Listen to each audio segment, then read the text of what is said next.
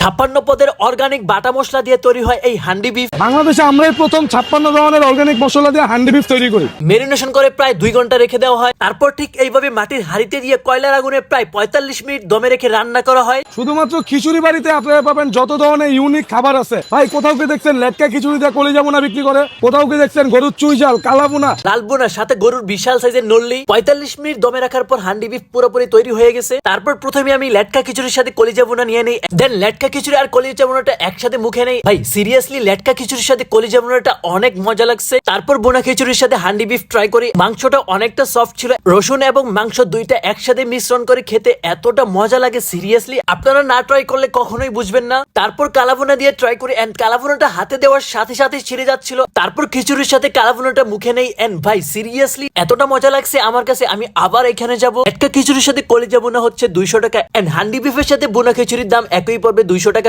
তাও আমি আপনাদের সুবিধার্থে এখানে মেনু কার্ড দিয়ে দিচ্ছি। এন্ড ইন্টারেস্টিং বিষয় হচ্ছে এখানে আপনি আনলিমিটেড 2 রকমের ভর্তা ফ্রি পেয়ে যাবেন যে কোনো আইটেমের সাথে। আর খিচুড়ি বাড়ির লোকেশন হচ্ছে মিরপুর 2 নম্বর স্টেডিয়ামের 4 নম্বর গেটের অপোজিট গলির একদম সোজা। So yeah, that's all for today. And ভিডিওটা যদি আপনার ভালো লাগে তাহলে অবশ্যই ফলো এন্ড শেয়ার দিয়ে দিবেন। Thanks for watching, tata, take care, Allah হাফেজ।